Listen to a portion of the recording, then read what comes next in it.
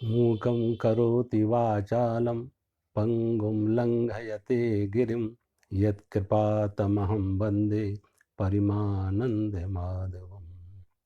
कर्पूरगौरं करुणावतारं संसारसारं भुजगेन्द्रहारं सदा वसन्तं हृदयारविन्दे भवं भवानी सहितं नमामि।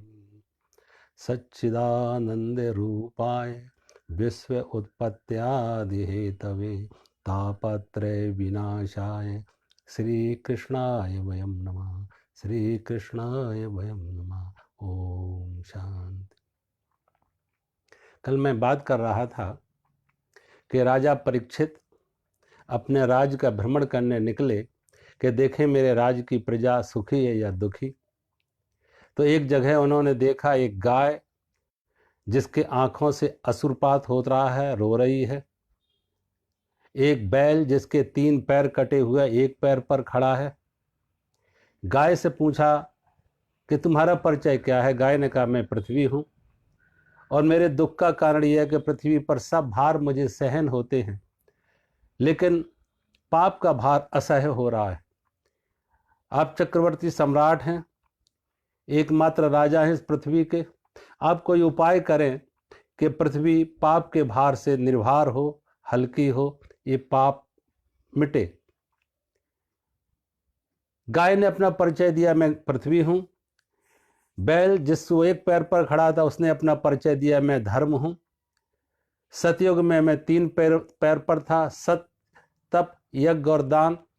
त्रेता युग में सत्य चला गया तो मैं तप यज्ञ और दान पर रहा। द्वापर युग में सत्य भी गया, तप भी गया, यज्ञ और दान पर खड़ा रहा। और इस कलिकाल में धर्म टिका हुआ है मात्र एक पैर पर, और वो है दान।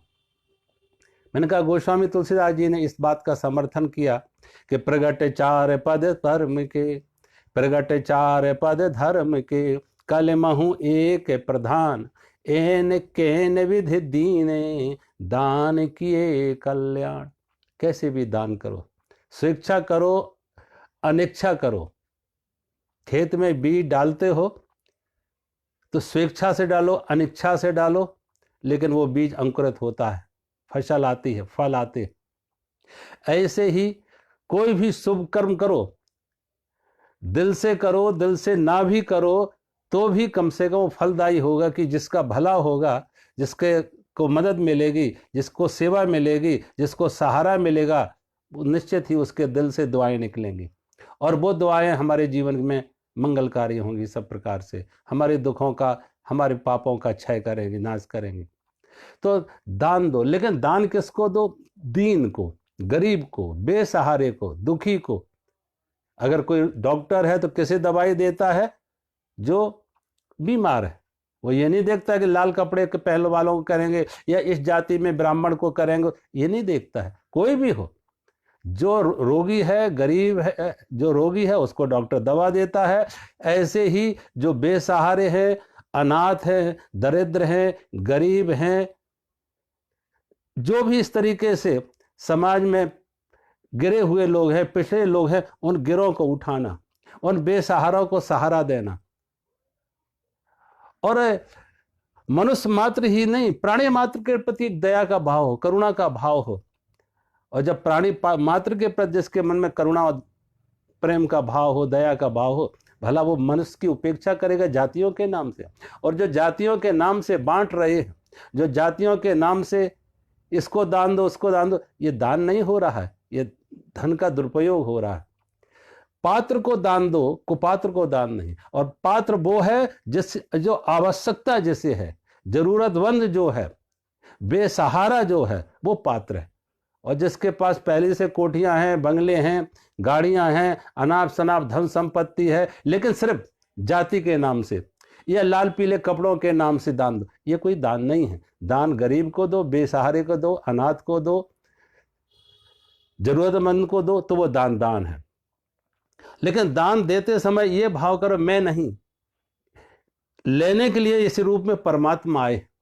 भगवान विष्णु भी राजा बलि के यहां मांगने गए भगवान भी अपने भाव भक्त को सम्मान देने के लिए भगवान भी कभी मांगने जाते हैं। बाली से, राजा बलि से भगवान वामन रूप में मांगने गए 3 पग भूमि। और यहाँ पिछले हम जब राम कथा करें उसमें भी मैंने कहा भगवान राम एक केवट से, एक गरीब से मांग रहे हैं।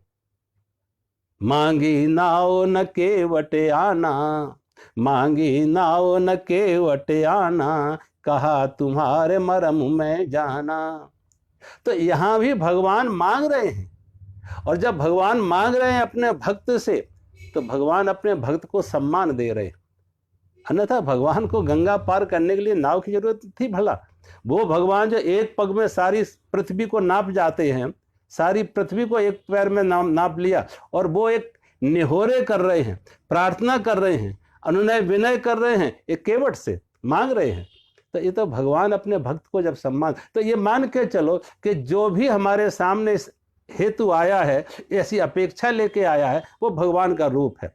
और वो भगवान का रूप है तो ये तो भगवान हमें सम्मान दे रहे। अन्यथा भगवान तो छीन के भी ले सकता, जो मांग रहा है वो छीन के भी ले सकता। वो समर्थ है, सर्वशक्तिमान है। तो इस, और फिर हम तो खाली हाथ आए थे और जाएंगे भी कल खाली हाथ। आज कुछ देने का हमारे पास साधन है, तो ये उसने कृपा हम पर की है कि हमें कुछ साधन दिए और मेरे हाथों से कुछ पुण्य के, धर्म के, परोपकार के काम हो, सेवा के कुछ काम हो। ये तो उसकी कृपा है। अन्यथा हमारी यहाँ स्थिति देने की ना होती, लेने की होती, हम दाता ना होते, हम भिखारी होते। ये तो उसकी कृपा है। लेकिन दाता के का अहंकार ना पाले कि हमने दिया है। अरे देने वाला तो कोई है। रहीमदास जी किसी को दान देते हैं तो आंख नीची कर लेते हैं। लोगों ने कहा रहीम तुम आंख नीची करके शर्माते शर्माते संकोच में दान देते हो। रहीमदास ने कहा मैं देने वाला नहीं हूं, देने वाला तो कोई और है। लेकिन जब मुझे कोई दाता कहता तो मेरी आंखें झुक जाती है। देनहार कोई और है, भेजते है दिन रैन, देनहार कोई और है, भेजते है दिन रैन, और लोग भ्रम मोह पर करें, तासे नीचे नए। लोग भ्रम मुझ पर करते कि मैं दे रहा, मैं नहीं दे रहा, देने वाला तो कोई और है। और जो दे रहा है वो उसने हमें निमित्त बनाया। आपके घर पे पोस्टमैन हर महीने 10,000 रुपये महीना लेके आता। आप उसे कुर्सी डालो, बिठाओ, फूल माला पहनाओ, आरती उतारो और उससे कहो आप तो बड़े दाता हैं, हर महीने मुझे इतने उदार हैं, हर महीने मुझे आप 10,000 रुपये दान कर जाते, तो वो पोस्टमैन शर्माएगा, वो संकोच में पड़ जाएगा। वो कह रहे भैया मैं नहीं दे रहा हूं, देने वाला तुम्हारा कोई अपना है जो तुम्हें भेज रहा है। मैं तो पोस्टमैन हूं, मेरे हाथों से दिलाया गया, और कल में ट्रांसफर हो जाए, रिटायर हो जाए, तो हमें मालूम है कि जब तक वो भेजने वाला भेजेगा, पाने वाला पाएगा, पोस्टमैन बदलते जाएंगे, निमित्त बदलते जाएंगे। ऐसे ही देने वाला तो परमात्मा है, और सारी सृष्टि को आदि से, सृष्टि के आदि से, और जब तक सृष्टि चलेगी वही दे रहा है, निमित्त बदलते हैं। अब सोचो एक बच्चे का जन्म होता, माँ के स्तनों में दूध आता, कोई बच्चे ने प्रयास नहीं किया था, या माँ ने कोई प्रयास नहीं किया था कि बच्चा का जन्म हो और मेरे बच्चे के भोजन की जरूरत के लिए मैं कुछ करूं। कुछ नहीं किया, ना माँ ने कुछ किया, ना बच्चे ने कुछ किया। कुदरत कर रही है, परमात्मा कर रहा है कि माँ के स्तन में दूध आ गया। और जब देखा बच्चे के माँ के स्तनपान से उधर पूर्ति नहीं होती है, तो भगवान ने प्रकृति में, इस पृथ्वी पर अन्न फल पैदा कर दिए। अन्न खाना था तो मुंह में दांत दे दिए। जब दूध पीना दांत नहीं है, जब अन्न खाना तो दांत आ गए। श्वास लेने के लिए हवा दी, पीने के लिए जल दिया, खाने के लिए अन्न दिया। ये किसकी कृपा है? और वो दे रहा, निमित्त बदलते जाते हैं। कभी कोई माँ कारण बनी, निमित्त बनी, जिस स्तनपान करा, कभी कोई पिता निमित्त बना जो बाजार से कुछ लाके दिया, और ऐसे हाथ बदलते जाते हैं, निमित्त बदलते जाते हैं, पोस्टमैन बदलते जाते हैं। हम संतों के तो कितने पोस्टमैन बदल जाते हैं, कभी इधर कभी उधर, कभी कहीं खाना कभी कहीं खाना। ये उसकी कृपा है। तो देते समय भी ये भाव ना करो कि मैं दाता हूं, मैंने दिया हूं। वो तो परमात्मा है, और परमात्मा सबको दे रहा है। मैं किसी घर पर एक बार गया था, उसके घर पे लिखा था कि अपने ही तकदीर का दुनिया में खाता है वशर, तेरे घर पे आके खाए या कि खाए अपने घर। अपनी ही तकदीर का दुनिया में खाता है वशर, तेरे दर पर आके खाए या कि खाए अपने घर। और तेरे घर पे आके खाए उसका तू दस्तूर हो, क्योंकि उसने अपना खाया तेरे दस्तरखान पर। हर व्यक्ति अपने प्रारब्ध का, अपने तकदीर का, परमात्मा का दिया खा रहा है, अपने प्रारब्ध का। लेकिन जो तुम्हारे द्वार पे आके जिसने खाया उसका तुम एहसान मानो, उसे धन्यवाद दो कि उसने खाया तो अपने तकदीर का, अपने प्रारब्ध का खाया, लेकिन तुम्हारे द्वार पर बैठ के खाया तो तुम्हें पुण्य मिल गया, तुम्हें एहसान मिल गया कि भाई हमें वहां खाना मिला। तुमने नहीं दिया, देन उस तो अपनी तकदीर का खा रहा, हर व्यक्ति अपनी तकदीर का खा रहा। तो देते समय भी ये अहंकार का भाव ना पालो, एक एरोगेंस मत पालो, एक घमंड मत पालो, एक अभिमान मत पालो कि मैं देने वाला हूं, अरे मैं क्या लेके आया तो मैं क्या लेके जाएंगे। तो यहाँ पे दिखाया कि कलिकाल में धर्म टिका है दान पर। राजा परीक्षित आगे बढ़े तो देखा एक व्यक्ति हाथ में तलवार लिए धर्म पर प्रहार कर रहा है, धर्म पर चोट कर रहा है। राजा परीक्षित ने उसको व्यक्ति को रोका और पूछा तुम कौन हो। उसने अपना परिचय दिया कि मैं कली हूं। जब कहा मैं कली हूं तो राजा परीक्षित ने अपने म्यान से तलवार निकाली, कहा मेरे राज में कली के लिए कोई स्थान नहीं, तुम निकलो। जब कहा मेरे राज में तुम्हारे लिए कोई स्थान नहीं, तुम निकलो, तो कली कहती है राजा परीक्षित के चरणों पर गिर जाता। और राजा परीक्षित के चरणों पर गिरा तो कहा महाराज आप सबको आश्रय देते हैं तो मुझे भी कोई आश्रय बता दो। जब कहा मुझे भी कोई आश्रय बता दो तो राजा परीक्षित ने कली को रहने के लिए आश्रय कुछ स्थान बताए। कहाँ रहो, जहां कोई शराब पीता हो वहां कली का वास हो, जहां कोई मांस खाता हो वहां कली का वास हो, जहां जुआ खेलता हो वहां कली का वास हो, और जो धन बिना श्रम के, बिना मेहनत के, धोखे से अनर्थ पूर्वक अर्जन किया गया, ऐसे धन में कली का वास हो। कली ने कहा फिर मुझे स्थान मिल गया। राजा परीक्षित अपने घर वापस लौटे। उस समय इस देश में परंपरा थी कि जब राजा परीक्षित ने कहा कि तुम जहां शराब पीते हो वहां कली का वास हो, जहां मांस खाते हो वहां कली का वास हो, जहां जुआ खेलते वहां कली के वास हो, तो राजा कली ने कहा आपके राज्य में ये तीन कहीं भी नहीं हो रहा। जुआ तो बस महाराज युधिष्ठिर के बाद अंतिम रहा, फिर राजा परीक्षित ने और उसके बाद किसी ने जुआ नहीं खेला, शराब नहीं कोई पीता था, मदपान नहीं करता था, और कोई भी मांसाहार नहीं करता था।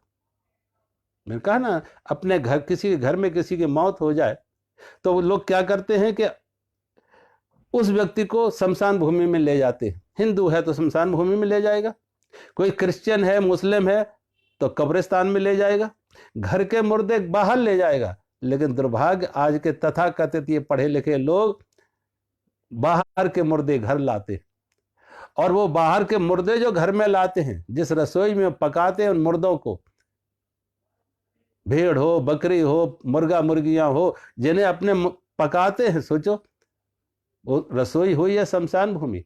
और जिस पेट में रखते हैं वो पेट हुआ या कब्रिस्तान। सद्बुद्धि आएंगे, सद्विचार आएंगे, जैसा खाए अन्न वैसा बने मन। कल मैं कह रहा था राजा भीष्म पितामह की बुद्धि भी बिगड़ गई थी कि दुर्योधन को रोका नहीं, दुशासन को रोका नहीं। जब द्रौपदी का अपमान हो रहा था तो खुद ये कहा कि मैंने उसका अन्न खाया था इसलिए मेरी बुद्धि बिगड़ी हुई थी। तो जब भीष्म पितामह जैसे महापुरुष, ज्ञानी, संत और परमात्मा को समर्पित, अगर उनकी बुद्धि बिगड़ सकती है तो सोचो हम लोगों को भी ये विचार करना चाहिए कि ऐसा अन्न ना खाया जाए जो अन्न दूषित हो, जिस पर पाप चढ़ कर लगा हो, जो हिंसा पूर्वक, चोरी से, बेईमानी से अर्जन किया गया हो, ऐसा अन्न ग्रहण नहीं करना चाहिए। शराब का बारे में बताया, और शराब का तो आप देखो लगभग सभी धर्म, एक धर्म नहीं, हिंदू धर्म ले लो, सिख धर्म ले लो, ईसाइयों में उतना नहीं है, मुसलमानों में भी है। मुसलमान पूरी तरह से शराब के विरोध में, जैन, बौद्ध, हिंदू, सिख सब शराब के विरोध में हैं। भगवान बुद्ध ने तो यहां तक लिखा, अपने भिक्षुओं को कहा कि तुम्हारे सामने अगर कोई मतवाला हाथी आता हो तुम्हें रोने के लिए तो उसके पैरों से मरना स्वीकार करना, लेकिन कभी शराब मत पीना। पहाड़ की चोटी से तुम्हें धक्का दिया जाए तो मरना स्वीकार करना, लेकिन शराब कभी ना पीना। शराब के मद के नशे से दूर रहना। सभी धर्मों ने तो अब एक तरफ तो जहां इस तरीके से हमारा सभी धर्म निषेध कर रहे, अब देखो है क्या, सही बात तो यह है कि धर्म का सीधा विरोध शराब से है, क्योंकि शराब आपको मूर्छित करेगी और धर्म आपको जगाता है, ध्यान आपका जगाता है। ध्यान का अर्थ है जगाना, होश में लाना, और शराब क्या करती है, बेहोशी में लाएगी। और हिंदुस्तान क्या सारी दुनिया में 90% जो आजकल अपराध हो रहे हैं, क्राइम्स हो रहे हैं, उसके पीछे शराब है। 90% अपराधों में लोग शराब पी पी के अपराध करते, किसी की हत्या शराब करके, लूटपाट शराब पी के, कोई भी बुरा बलात्कार शराब पी के। तो अब शराब तमाम अपराधों की, तमाम पापों की जननी है। तो इसलिए शास्त्रों में हमारे महापुरुषों ने, गुरुओं ने, संतों ने शराब का निषेध किया। एक बार हम कहीं सत्संग में थे, कुछ संतों का संत सम्मेलन था, तो हर संत अपने अपने ढंग से अपनी अपनी बात सत्संग में कह रहे थे। एक संत को जब बोलने का समय मिला तो वो संत कहने लगे, युग गिनाने लगे, 4 युग। तो अब आमतौर से तो हम 4 युग कहते हैं, सतयुग, त्रेता, द्वापर, कलयुग, लेकिन वो संत कहने लगे युग तो 5 होते हैं। अब सबको बड़ी हैरानी हुई, संत 5वां युग कौन सा बताएंगे, 4 तो प्रचलित हैं, 5वां कौन सा बताएंगे। तो संत ने 4 युग तो गिना दिए, सतयुग, त्रेता, द्वापर, कलयुग। जब 5वें युग का नंबर आए तो कहने लगे बोतल युग। लोगों को लगा ये बोतल युग कब से शुरू हुआ, तो संत उसकी व्याख्या करने लगे कि देखो बच्चे का जन्म होता है तो जन्म के साथ ही माताएं बच्चे को स्तनपान नहीं कराती, बोतल पकड़ा देती। जबकि सच्चाई यह है कि बच्चे के लिए मां का स्तन मात्र खुराक ही नहीं है, अमृत है, औषधि का काम करता है। बच्चा को अगर मां का पूरा स्तनपान करने का मौका मिले, मां का दूध मिले, तो बच्चा जन्म से ही स्वस्थ रहेगा, और शरीर से भी स्वस्थ और दिमाग से भी स्वस्थ रहेगा। लेकिन माताएं अपनी सुंदरता को देखते हुए ना का मालूम किन कारणों से जल्दी बच्चे को बोतल पकड़ा देती है। बच्चे बोतल, मां का स्तनपान नहीं करके बल बोतलें पकड़ लेते। और थोड़े वो बच्चे और बड़े होते हैं, 5 साल के, 7 साल के, तो घर में दूसरी बोतलें आ जाती है, कैंपा कोला, थम्स अप। और ये कैंपा कोला, थम्स अप जहर है, इन बोतलों में भरा हुआ जहर है। आप देखिए, आपको आजकल तो वो बाबा रामदेव बार बार कहते हैं टॉयलेट क्लीनर, टॉयलेट में आप डालो तो किस तरीके तेजाब है, उसमें तेजाब उसमें मिला हुआ है। तो अब उसे बच्चे पिएंगे तो सोचो उनका स्वास्थ्य कैसा होगा, उनके दिल पर क्या असर होगा, उनके लीवर पर क्या, हार्ट पे क्या असर होगा, उनके लीवर पे कैसा असर होगा। लेकिन माता बहनें पिला रही हैं बच्चों को कैंपा कोला, थम्स अप। किसी घर में जाओ, लोग 2 ही बातें पूछते हैं, महाराज क्या लेंगे, ठंडा गरम, ठंडा मानी कैंपा कोला, लिम्का, थम्स अप, और कोल्ड गरम मानी चाय। जबकि दोनों ही चीजें, चाय और ये कोल्ड ड्रिंक, दोनों ही सेहत के लिए नुकसानदायक हैं, दोनों नुकसानदायक है, लेकिन परंपरा बन गई। और वही बच्चे जब जवान हो जाते हैं तो तीसरी बोतल पर आ जाते हैं, ठेके की, अंग्रेजी और देसी। मैं पहली बार जब पंजाब में गया 84 में, लोग मुझसे पूछने लगे, महाराज आप कुछ खाते पीते? तो मुझे बड़ी हैरानी, लोग ऐसा मेरे को क्यों पूछते हैं कि महाराज आप कुछ खाते पीते? मैंने कहा हाँ भैया, मैं खाता भी हूँ, पीता भी हूँ। लोग को बड़ी अच्छा लगा कि महाराज तो बिल्कुल हमारे जैसे। तो जब उन्हें खुशी हो रही कि हम महाराज तो हमारे जैसे हैं, तो मैंने पूछा इसका मतलब क्या खाने पे? पूछा महाराज फिर कौन सी पीते हो? मैंने कहा मैं दूध पी लेता, चाय उस समय भी नहीं कभी पीते थे। मैंने कहा मैं दूध पी लेता हूँ, शिकंजी वगैरह भी माताएं बना के दे देती हैं, पी लेते हैं, जल पानी ज़्यादा पीते हैं। वो कह महाराज ये कोई पीना है? पीना वो बताओ, देसी अंग्रेजी में कौन सी पीते हो? जब कहा देसी अंग्रेजी तो मैं बात समझ में कि इनके पीने का क्या अर्थ है। और खाने का क्या अर्थ है? नॉन वेज, कि नॉन वेज कौन सा लेते हो, मुर्गा मुर्गियां खाते हो, बकरे खाते हो, क्या खाते हो? अब सोचो, कभी कभी हमें लोग जब मिलते, मैं उनसे पूछता हूँ कि भाई कुछ खाते पीते तो नहीं? वो कहते हाँ महाराज ऐसे तो नहीं खाते पीते, यार दोस्त मिल जाते तो खा पी लेते। अब वो दोस्त हुए दुश्मन हुए जो जहर खिला रहे, जो जहर खिला रहे हैं वो दोस्त हुए या दुश्मन हुए।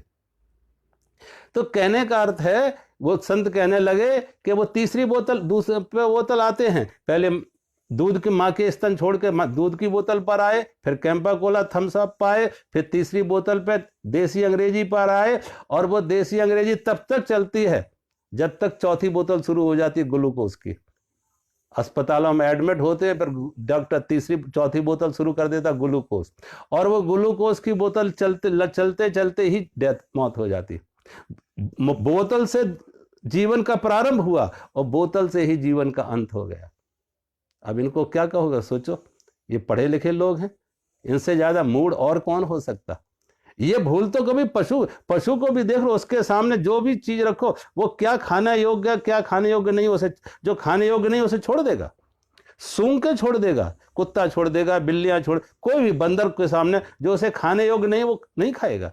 लेकिन हम ऐसे लोग कि हजार हजार लोग, हमारे संत लोग, ऋषि लोग, शास्त्र लोग हजारों साल से उद्घोषणा कर रहे हैं, ये बार बार चिल्ला चिल्ला के कह रहे हैं कि ये सेहत के लिए ठीक नहीं है, बोतलों पर लिखा हुआ है कि सेहत के लिए ठीक नहीं है, लेकिन वो पढ़ भी लेते हैं और पीते भी हैं। तो ये सब इसमें कली का वास है। जिस परिवार में शराब मांस ये चलेगा, निश्चित मानो कि तुम दुख का बीज बो रहे हो, और जो दुख का बीज बो रहे हो तो जरूर नहीं कि तुरंत आ जाए, देर सवेर वो आने वाला, वो आने वाला। मेरे जीवन में तो कई हमने अपने आंखों से यह उदाहरण देखे कि जो इस रास्ते में भटके उनके जीवन में दुख आए हैं, बीमारियां आई हैं, तमाम तरह के पारिवारिक कलह हुए हैं। तो कहने का अर्थ है शराब, मांस, जुआ, इसका निषेध, इसमें कली का वास है। जिस घर परिवार में ये होंगे वो परिवार कभी समृद्धशाली नहीं हो पाएंगे, संपन्न नहीं हो पाएंगे, सुखी नहीं हो गए, उस घर में खुशहाली नहीं आएगी। और चौथा कहा अनर्थ का धन, ऐसा सोना अनर्थ जो बिना श्रम के, लूटपाट के, छीना झपट करके, डाका डाल के कहीं से लाया गया हो। वैसे तो सोना का शब्द ही देखो, सोना, सोना का अर्थ है जहां सोना आया वहां सोना गया। जिनके पास सोना आया उसका पास सोना गया। वो कोई एक जगह प्रसंग आता कि एक गुरु और शिष्य जंगल में जा रहे थे, आगे आगे गुरु, पीछे पीछे शिष्य। दूर जाना था, अंधेरा हो गया, लगभग सूरज ढल रहा, रास्ता जंगल का है, जंगल के होके जाना था, वन से होके जाना था। तो गुरु बार बार अपने शिष्य से पूछता है कि बेटा कोई डर की बात तो नहीं है, कोई आगे खतरा तो नहीं है। शिष्य को लगता गुरु ने कभी यह प्रश्न नहीं किया कि कोई खतरा तो नहीं है, कोई डर की बात तो नहीं है। कभी मेरा गुरु नहीं कहता था कोई डर की बात नहीं, कोई खतरा तो नहीं, कोई भय तो नहीं है। आज ये गुरु बार बार थोड़ा 1 किलोमीटर चलेगा, थोड़ा चलेगा, फिर पूछे बेटा आगे जाने में कोई डर की बात तो नहीं है, कोई भय की बात तो नहीं है, कोई खतरा तो नहीं है। उसके मन में बार बार ये कि गुरु को हो क्या गया, ये बार बार प्रश्न कर रहा, खतरा तो नहीं है, डर तो नहीं है, भय तो नहीं है। संयोग की बात, दोनों गुरु और शिष्य एक कुएं पर पानी पीने के लिए रुके। जब कुएं पर पानी पीने के लिए रुके तो गुरु जाके पानी पीता उस कुएं पे जाके, शिष्य ने इस बीच में देखा कि गुरु की जो पोटली थी जो कंधे पर रखा था उसमें कुछ वजन सा है। उसने अंदर देखा, उसमें एक सोने की ईंट थी। जो सोने की ईंट थी वो समझ गए ये डर का कारण है। वो सोने की ईंट उसने लेके और पीछे फेंक दी। वो उसकी जगह पे एक पत्थर रख दिया अंदर, उसी उतनी भार का लगभग पत्थर अंदर रख दिया उसकी झोली में। गुरु ने बिना कुछ समझे उठाया और देख लिया कि हाँ इसके अंदर है, वजन है, वही है। उसने फिर रख लिया। फिर पूछने लगा, आगे जब बढ़ा जंगल के रास्ते, फिर पूछने लगा बेटा कोई डर की बात तो नहीं है, कोई भय तो नहीं है, आगे कोई खतरा तो नहीं है। जब ये दूसरी बार पूछा बेटा कोई भय तो नहीं, खतरा तो नहीं, तो शिष्य ने कहा गुरुजी खतरा तो भय तो हम पीछे छोड़ आए, उस खतरे को, उस भय को तो हम पीछे ही छोड़ आए। उसने जैसे कहा उस खतरे को, उस भय को हम पीछे ही छोड़ाए। गुरु ने वो देखा कि वो तो पत्थर रखा हुआ था, हंसने लगा कि हम तो उसी को सोना मान के 2 किलोमीटर से और डरे हुए थे। अच्छा हुआ तो उन्हें पहले बता दिया होता तो 2 किलोमीटर और तो हम डरे हुए ना चलते। तो उसने कहा वो तो पीछे ही हम छोड़ आए। तो जहां इस तरह की स्थिति आती है, सोना आया तो सोना गया, अशांति आएगी, और वो भी अनर्थपूर्वक।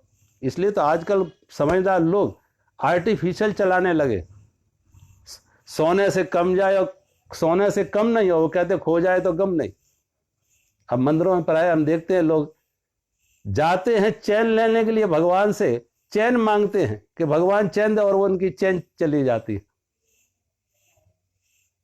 मतलब शांति मांगने मंदिर में जाते हैं, लेकिन उनकी चैन चली गई, चैन चली गई उनकी। वहां पे ऐसे लोग हैं मंदिरों में कि कोई किसी का पर्स निकाल लेंगे, किसी की चैन काट लेंगे, किसी का कुछ ऐसे ले लेंगे। अब वो भी हैं, वो भी जाते हैं मंदिरों में भगवान से यही मांगने कि हमारा धंधा चले चोरी का। चोरी करने वाले भी पहुंच जाते। तो कहने का अर्थ है कि अनर्थपूर्वक सोना अर्जन किया तो उसमें कली का वास है। अब एक राजा परीक्षित जब अपने घर वापस लौटे तो उन्होंने देखा एक सुंदर से बक्से में एक सुंदर सा मुकुट रखा हुआ है, और महाराज परीक्षित ने इस मुकुट को कभी अपने मस्तक पर नहीं रखा। आज राजा परीक्षित के मन में आया कितना सुंदर मुकुट है, और हमारे पूर्वजों ने कभी अपने सिर पर नहीं रखा। वो मुकुट उन्होंने जब राज दरबार में जा रहे थे तो राज दरबार में जाते उस मुकुट को उन्होंने अपने सिर पर रखा। ये मुकुट वो मुकुट था जब भीम ने मगध नरेश जरासंध का वध किया तो जरासंध का राज तो भगवान कृष्ण ने जरासंध के पुत्र को वापस लौटा दिया, लेकिन ये मुकुट सहदेव ने वापस नहीं किया, भीम ने वापस नहीं किया। सहदेव ने कहा मेरा भाई इसे छीन के लाए, इसे नहीं वापस करेंगे। ये मुकुट वापस नहीं किया। अनर्थ का धन था, लूटा हुआ धन था, महाराज युधिष्ठिर ने अपने सिर पर नहीं रखा, बक्से में बंद करके रख दिया। आज उसी मुकुट को, उसी सोने के मुकुट को महाराज परीक्षित ने अपने सिर पर रखा। जैसे अपने सिर पर रखा तो बुद्धि भ्रमित हो जाती, कली का वास आ जाता, कली प्रवेश कर जाता उनकी बुद्धि में।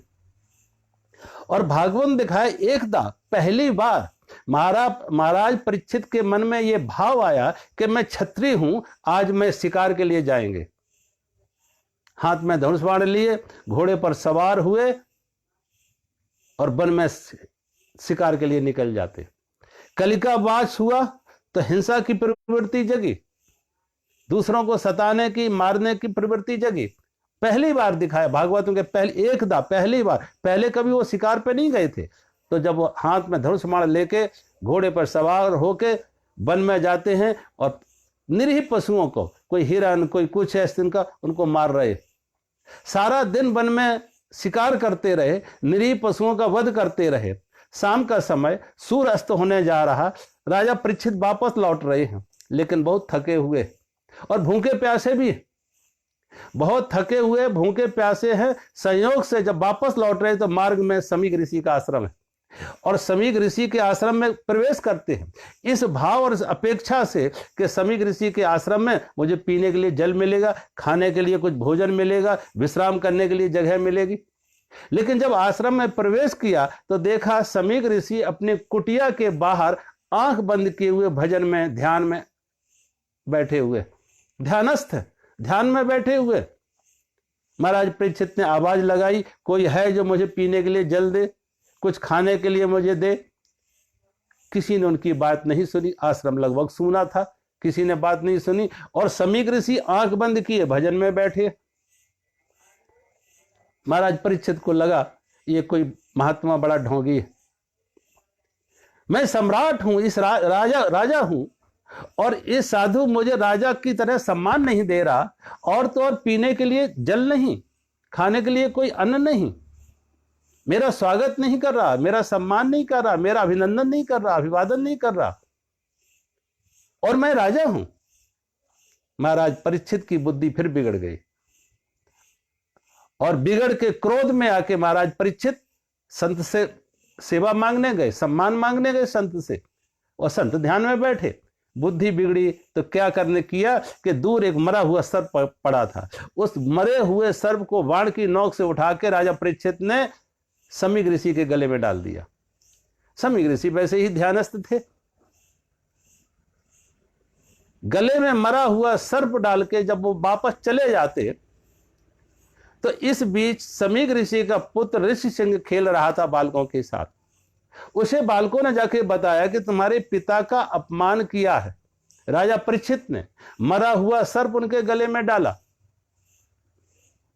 जैसे राजा परीक्षित ने सुना कि मेरे पिता के गले, जैसे ऋषि सिंह ने सुना कि मेरे पिता के गले में मरा हुआ सर्प डाला राजा परीक्षित ने, नदी के किनारे खेलते हुए ऋषि सिंह ने अंजलि में जल लिया और मंत्र पढ़ा और राजा परीक्षित को श्राप दे दिया कि तुमने मेरे पिता के गले में मरा सर्प डाला, लेकिन अपने गले में तुमने जिंदा सर्प डाल लिया।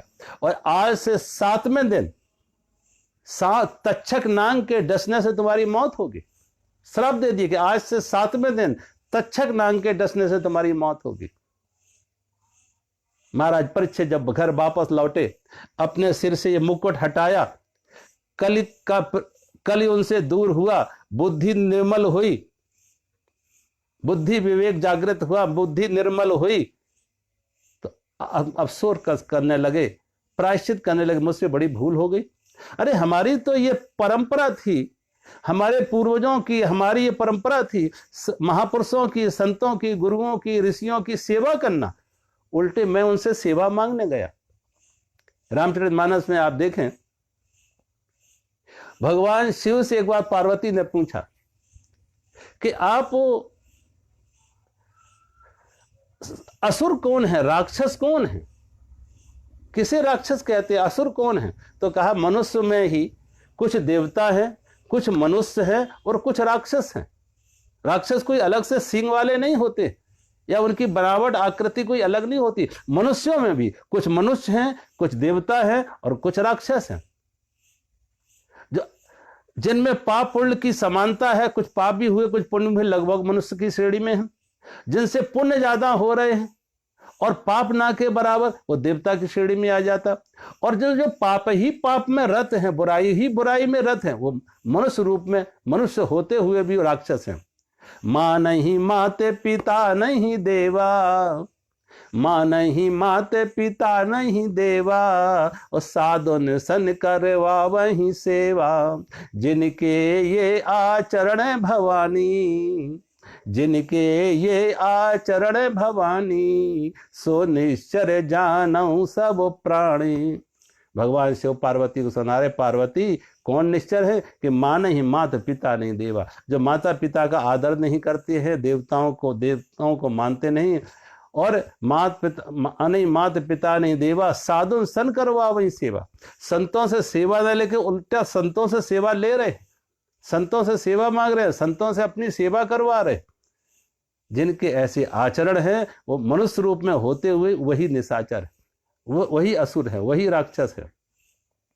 तो महाराज परीक्षित को अफसोस होने लगा, प्रायश्चित करने लगे, पश्चाताप कि मुझसे बड़ी भूल हो गई और मुझे सम्मान नहीं मिला, मुझे सुविधा नहीं मिली, मुझे सेवा नहीं मिली, तो मैंने ऋषि का अपमान किया, मरा हुआ सर्प उनके गले में डाल के।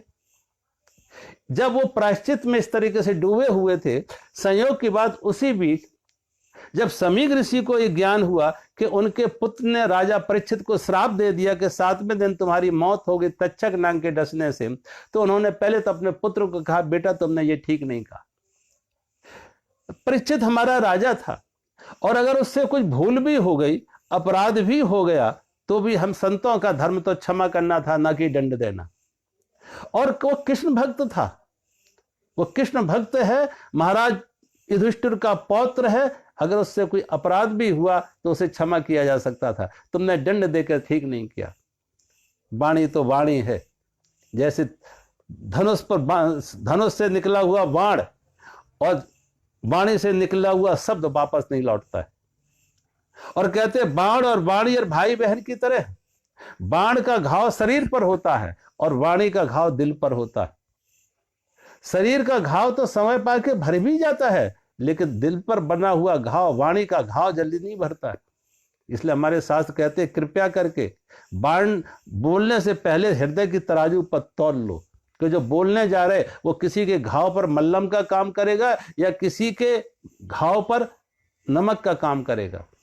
बोली एक अमोल है, बोली एक अमोल है, जो कोई जाने बोल, वही ये तराजू तौल के, सो तब मुख बाहर खोल। बोली एक अमोल है, जो कोई जाने बोल, हृदय तराजू तौल के, हृदय की तराजू पर तौलो। ये विष बोलने जा रहे हैं या अमृत? ये किसी के घाव पर नमक छिड़कने जा रहे हैं या किसी के घाव का पर मल्लम लगाने जा रहे हैं? बोलने से पहले हृदय की तराजू पर विवेक से उसे विचार करो, समझो, तब बोलो। एक बार वाणी से शब्द निकला तो फिर वापस नहीं लौटता, जैसे धनुष से निकला हुआ बाण। तो यहाँ पे राजा परीक्षित, यहाँ पे समीक ऋषि ने अपने पुत्र ऋषि सिंह को कहा, बेटा तुमने ठीक नहीं किया, तुमने ऋषि धर्म का पालन नहीं किया। हम ऋषियों की, हम संतों की, ब्राह्मणों की शक्ति, अधिकार दंड का नहीं बल्कि क्षमा का है।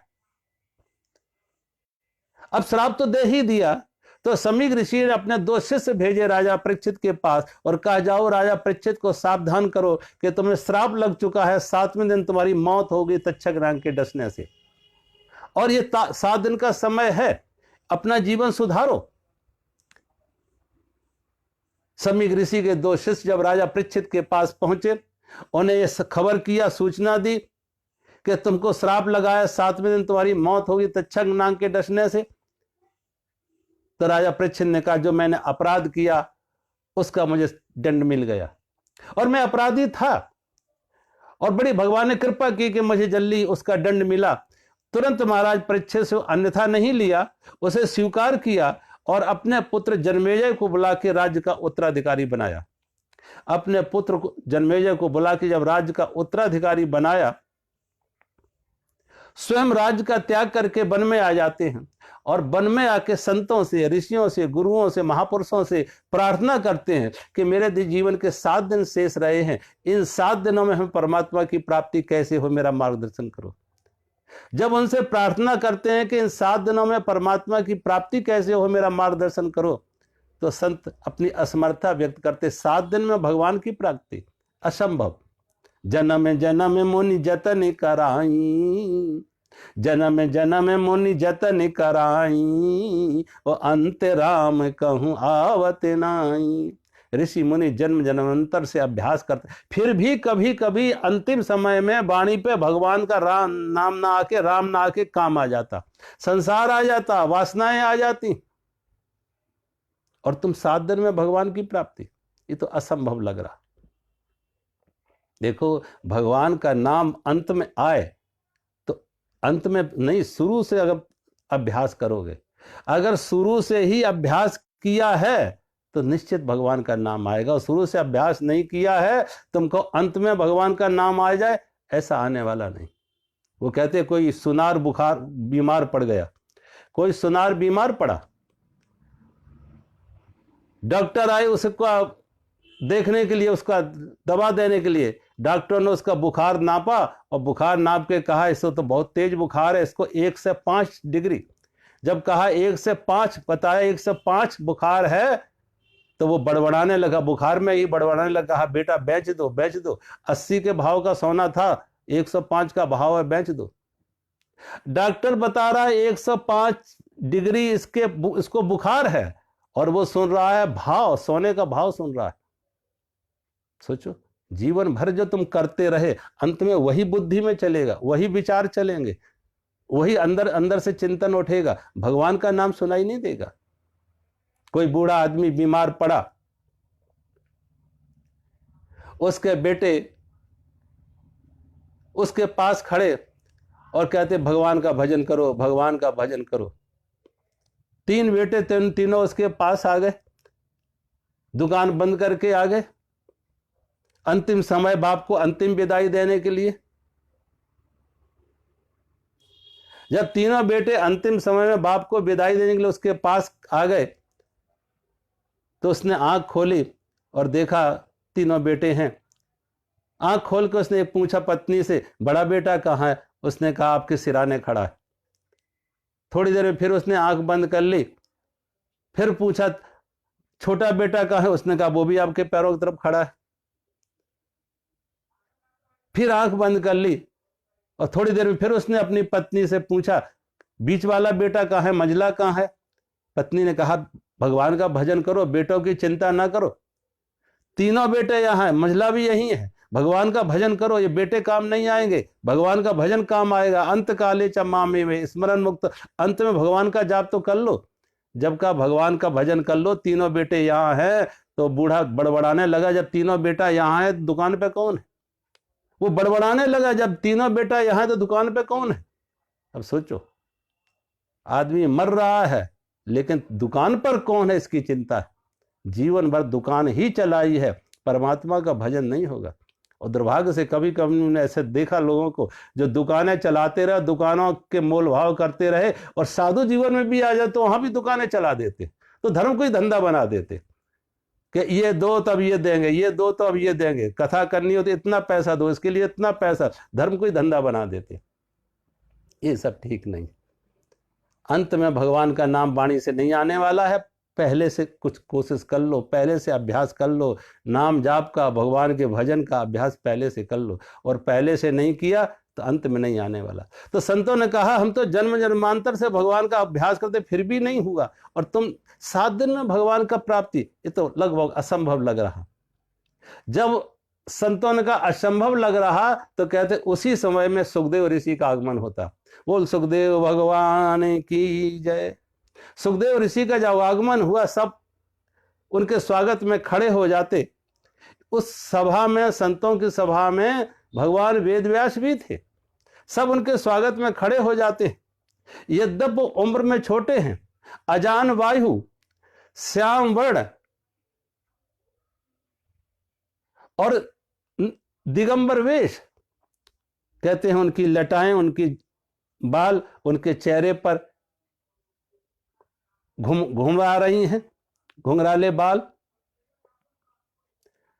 सभी ने सुखदेव ऋषि को ऊंचा आसन दिया। राजा परीक्षित उनके चरण पर छालन किए और सब हाथ जोड़ के खड़े। महाराज, राजा परीक्षित ने प्रार्थना की, महाराज मेरे जीवन के 7 दिन शेष हैं, इन 7 दिनों में परमात्मा की प्राप्ति कैसे हो, मेरा मार्गदर्शन करो। तो ऋषि सुखदेव ऋषि ने कुछ ने राजा परीक्षित को निराश नहीं किया। राजन 7 दिन बहुत होते, योग शिष्य हो, योग गुरु हो, 7 घड़ी में परमात्मा की प्राप्ति। परमात्मा की प्राप्ति में समय नहीं लगता है, समय लगता है अंतःकरण की शुद्धि में।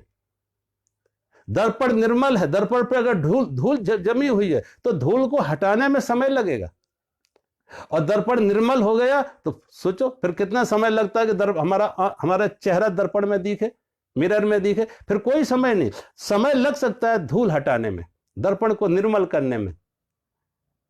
ऐसे ही अंतःकरण हमारा निर्मल है तो आत्म साक्षात्कार हो जाता, आत्मज्ञान हो जाता, ईश्वर दर्शन हो जाते अपने ही अंदर। हम सब परमात्मा के चलते फिरते मंदिर हैं अपने ही अंदर। माचिस की तीलियां अगर सूखी हों, माचिस पर रगड़ते आग पैदा हो जाती है। हाँ, गीली है तो सुखाने में समय लग सकता है। ऐसे ही अंतःकरण निर्मल है तो ज्ञान प्राप्ति में समय नहीं लगता, आत्म साक्षात्कार में समय नहीं लगता। और एक बात और बताएं, सबसे अच्छा जैसे हम साबुन से कपड़े धोते हैं ना साबुन से, ऐसे ही एक साबुन और है जिससे अंतःकरण निर्मल होता है। अंतःकरण का, मन का मैल उतरता है। और मन का मैल उतारने वाला कौन सा साबुन है? कहते हैं मृत्यु का स्मरण। मृत्यु का स्मरण, अगर मृत्यु का स्मरण आ गया तो संसार की भागदौड़ तुम्हारी रुक जाएगी। एक बार एक नाथ जी से उनके एक शिष्य ने बार बार एक प्रश्न करता एक नाथ जी से, गुरुजी इतना समय हो गया भजन करते लेकिन भजन में मन नहीं लगता, इतना समय हो गया गुरुजी भजन करते लेकिन भजन में मन नहीं लगता, कोई उपाय बताओ भजन में मन कैसे लगे। 1 दिन पूछा, 2 दिन पूछा, तीसरे दिन, कई दिन से एक ही प्रश्न करता एक नाथ जी से, भजन में मन कैसे लगे। एक दिन एक जान जी ने कहा, देख तेरे बारे में विचार कर रहा था और आज मैं वो सच्चाई तुझे प्रकट करना चाहता। वो सच्चाई ये है कि तेरे जीवन में मात्र तेरे 7 दिन शेष रहे। 7वें दिन सूर्य अस्त होगा और दत्तोरी मौत हो जाएगी। सिर्फ 7 दिन शेष हैं। 7वें दिन सूर्य का अस्त होना, उधर जीवन का अस्त होना एक साथ हो जाएगा। जैसे सुना 7 दिन, फिर उसने नहीं पूछा एक नाथ जी से, गुरुजी अब मन को भजन में मन कैसे लगे, फिर नहीं पूछा। घर वापस लौटा। घर आके घर की चाबियां, मालकियत अपने बेटों को संभलाई। दुकान की, खजाने की, लेन देन की सारी जिम्मेदारियां बेटों को सौंपी। अब तुम बनाओ या बिगाड़ो, तुम्हारा प्रारब्ध। किसी के साथ लेन देन था, चुकता किया। कहीं कुछ अपराध हुआ तो क्षमा याचना की। और 7 दिन कोई व्यर्थ वार्तालाप नहीं, कोई न्यूज नहीं, कोई अखबार नहीं, कोई सिनेमा नहीं, कोई गपशप नहीं, कोई ताश नहीं खेलना। लोग देखा ना, बूढ़े लोग भी कुछ और नहीं करते, घंटों घंटे ताश खेलने में समय लगा देते। सत्संग के लिए कहेंगे समय नहीं है, लेकिन ताश खेलने में, अब इनसे ज्यादा बचकाना और क्या हो सकता है। बूढ़े हो गए लेकिन बुद्धि ना आई, समझ ना आई, बचकानापन नहीं गया उनका। 7 दिन भोजन कम करता, ज्यादा भोजन करेंगे आलस आएगा, और बिल्कुल नहीं करेंगे तो भूख सताएगी। निद्रा कम, नींद कम, जितनी जरूरी है उतना ही। और खूब भजन में बैठता, खूब ध्यान में बैठता, खूब ध्यान में बैठा। चारों तरफ से बाहर की जितनी उसका आकर्षण था, आसक्ति थी, सारी की सारी आसक्ति उसकी विरक्ति में बदल गई, वीतरागता में बदल गई। सब तरह के संसार से, व्यक्ति, वस्तु, सब तरफ से उसके संबंध टूट जाते। सारी भागदौड़ बंद हो गई, अंतर्मुखी हो जाता। और ऐसी अंतर में डुबकी लगाई, ऐसी अंतर में डुबकी लगाई कि 7 दिनों में उसे आत्म साक्षात्कार हो जाता। 7वां दिन सूर्य अस्त होने जा रहा, और ये अंदर डुबकी लगा, ऐसे गहरी समाधि में चला जाता, निर्विकल्प समाधि, एकदम निर्विकल्प समाधि में चला जाता। गुरु आगे, गुरु बैठे उसके सामने, उसे आंख खोलने की इच्छा नहीं हो रही। अंदर ऐसा अमृत घुल गया, ऐसा अमृत में वो अमृत पान कर रहा है, ऐसा अंदर से संगीत बज रहा है कि बाहर की दुनिया उसे बहुत फीकी लगने लगी। एक दिन रविया आंख बंद किए बैठी। किसी ने रविया से कहा, रविया आंख खोल के देख, बाहर का नजारा कितना सुंदर है। सूर्य निकला हुआ है, और सूर्य की किरणें किस तरीके से वृक्षों पर, फूलों पर, पौधों पर नाच रही हैं। हवाएं चल के किस तरीके से एक संगीत पैदा कर रही हैं। चिड़ियों के गीत किस तरीके से एक स्वर दे रहे हैं। जब कहा बाहर की दुनिया कितनी निराली है, कितनी अद्भुत है, कितनी सुंदर है, आंख खोल के देख, तो रविया मुस्कुराई, और रविया ने हसन से कहा, हसन तू आंख बंद करके देख, अंदर की दुनिया उससे भी ज्यादा सुंदर है, उससे भी ज्यादा आकर्षण है, उससे भी ज्यादा सौंदर्य है, उससे भी बड़ा संगीत है अंदर की दुनिया में। आंख बंद करके देखो। जिन्हें अंदर का रस मिल गया, जिन्होंने अंदर का स्वाद ले लिया, जिनके अंदर के स्रोत खुल गए, वो बाहर उनके लिए सब फीका फीका लगेगा, अंदर सब कुछ है। जो ऐसी निर्विकल्प समाधि में वो बैठ गया, अब उसकी आंख खोलने की इच्छा नहीं हो रही, अंदर इतना आनंद आ रहा है, ऐसी मस्ती, ऐसा अमृत बरस रहा। गुरु ने आंख खोली, और जब गुरु ने आंख खोली तो गुरु ने कहा, प्रश्न पूछा, भाई तुम हमको कहते थे कि भजन में मन नहीं लगता, बताओ भजन में मन लगा या नहीं लगा। कहा, गुरुजी जैसे आपने कहा कि 7वें दिन मौत, एक साथ ही मन की सारी धूल, सारा आसक्ति, सारा अहंकार, सारा मेरा तेरा, सब चित्त से हट गए, सब हमारे मन से हट गए, मन निर्मल हो गया। गुरु ने कहा, तुम्हारी मौत नहीं होनी, मौत नहीं होनी। अब जिसने अपने अहंकार का त्याग कर दिया, अब उसकी मौत कहां, वो मरने से पहले मर गया।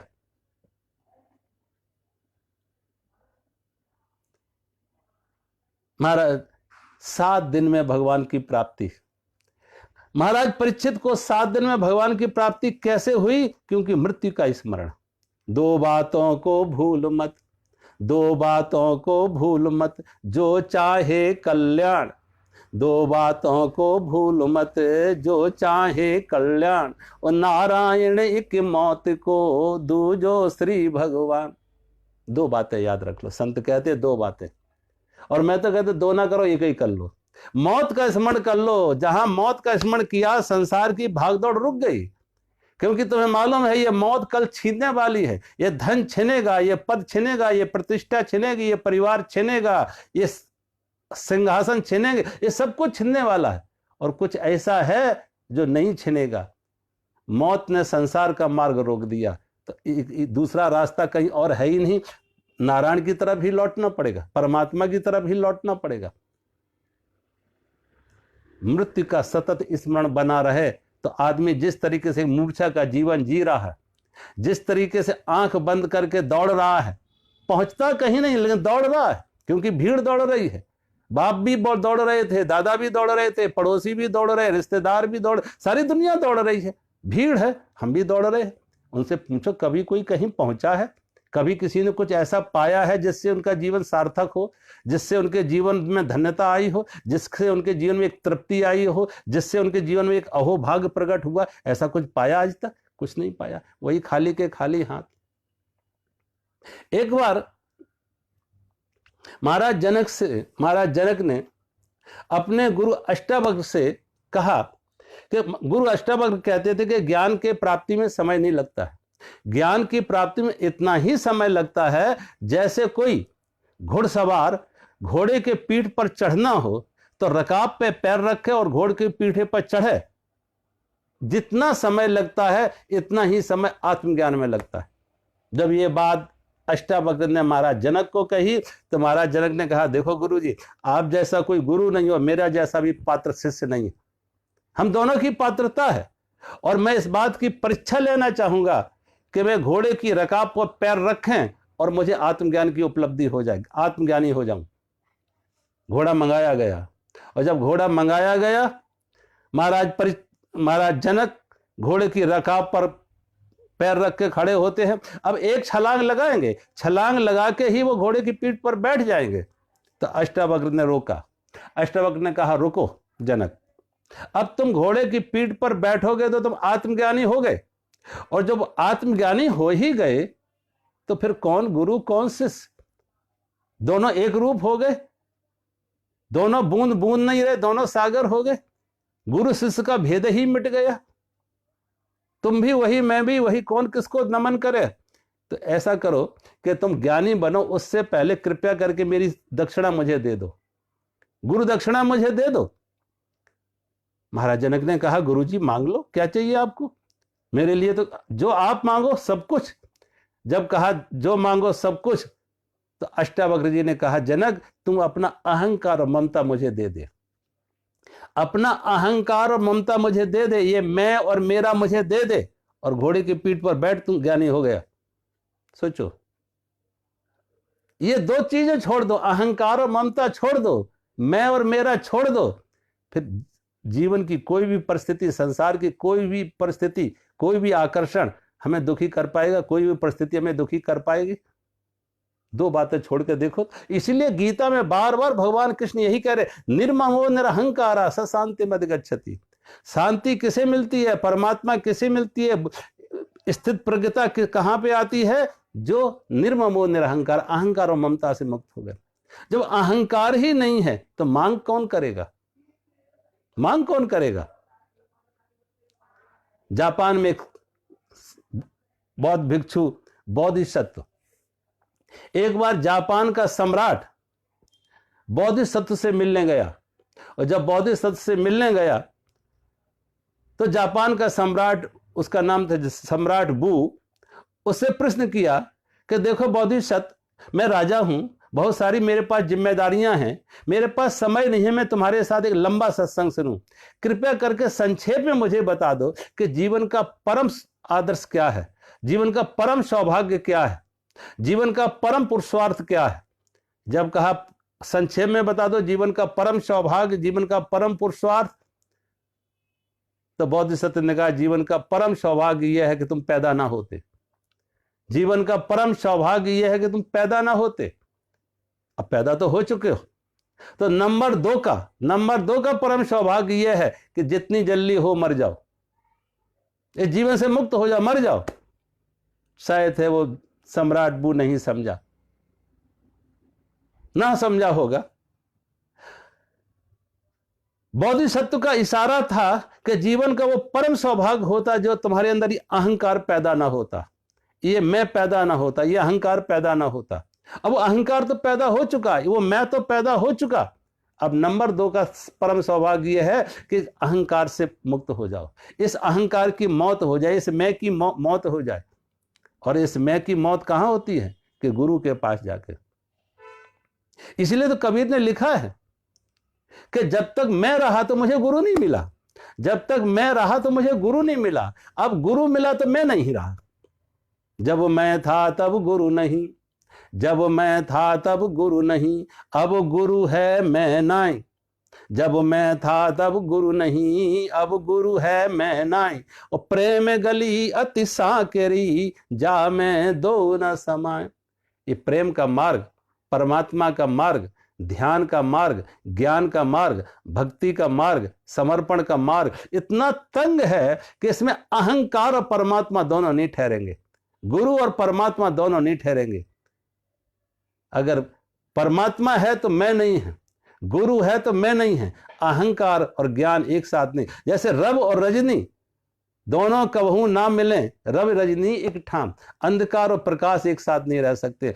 ऐसे ही मैं और परमात्मा, ये मैं मरे तो परमात्मा तो प्रकट है, उसे खोजना नहीं है। मैं का ही पर्दा है, मैं की ही दीवार है, मैं ही एक रुकावट है। महाराज जनक को अष्टावक्र ने कहा, तू अपना ये मैं और मेरा मुझे दे दे, ये अहंकार और ममता मुझे दे दे, और तुम घोड़े की पीठ पर बैठ ज्ञानी हो गया। सोचो, ये मैं ही रुकावट है। जहां मैं से मुक्ति हो गई और मौत का स्मरण यही 2 चीजें छीन लेता, मौत का स्मरण आ जाए यही 2 चीजें छूट जाएंगी, छीनेंगी। कि मौत इस मैं को छीनने जा रहा और मेरे को भी छीनने जा रहा। ये मैं भी जाएगा और मेरे भी जाएंगे, ये अहंकार भी जाएगा और हम दोनों की मौत। जो सब मेरे हैं वो सब छूटने छीनने वाले, और मैं भी मरने वाला है। तो परमात्मा की प्राप्ति में अगर कहीं बाधा है तो इस, और ये अहंकार, ये ममता, ये संसार की आसक्ति, ये विषय भोगों का आकर्षण कब तक है? जब तक मृत्यु का स्मरण नहीं है। ना मालूम,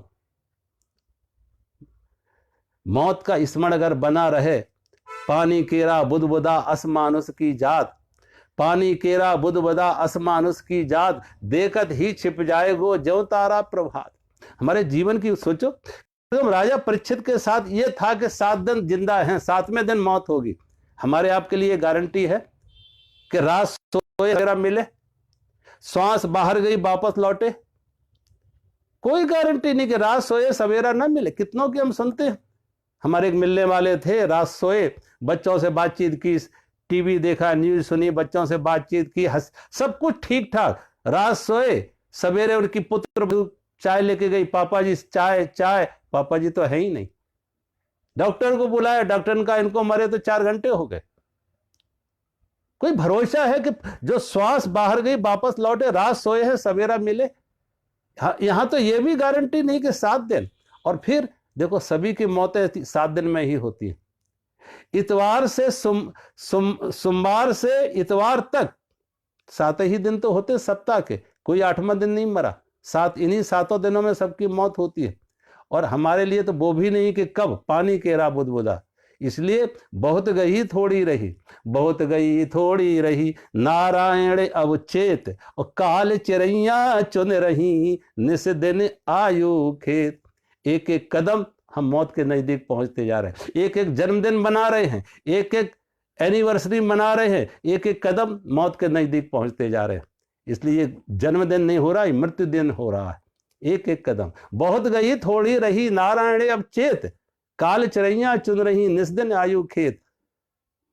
एक रात बीती, एक दिन बीता, ये हमारी मौत को एक एक कदम और आगे लेके चल गया। इसलिए जब जागो तभी सवेरा, जब होश आ जाए, जब समझ आ जाए, जब जागरण आ जाए, आंख खुल जाए, तो फिर भागना नहीं है। बस देख लो जिंदगी को, जीवन की तरह देख लो, क्षणभंगुर को क्षणभंगुर की तरह देख लो, नाशवान को नाशवान की तरह देख लो। और जिस दिन क्षणभंगुर नाशवान से मन हटे तो शाश्वत तो खड़ा हुआ है उसकी पीठ पे, उसके पीछे शाश्वत खड़ा हुआ है, सनातन खड़ा हुआ है, परमात्मा खड़ा हुआ, वहां हमारी दृष्टि हो जाएगी। तो आज क्या क्या प्रश्न राजा परीक्षित ने सुखदेव जी से किए। गुरु और शिष्य का संवाद यहां से शुरू होगा। क्या क्या प्रश्न किए राजा परीक्षित ने सुखदेव जी से और सुखदेव जी ने क्या क्या उनके उत्तर दिए। कल से हम उन प्रश्नोत्तरों को लेंगे, सुखदेव और राजा परीक्षित के वार्तालाप को, संवाद को। आज कथा को हम यहीं विराम देते हैं। हरि ओम।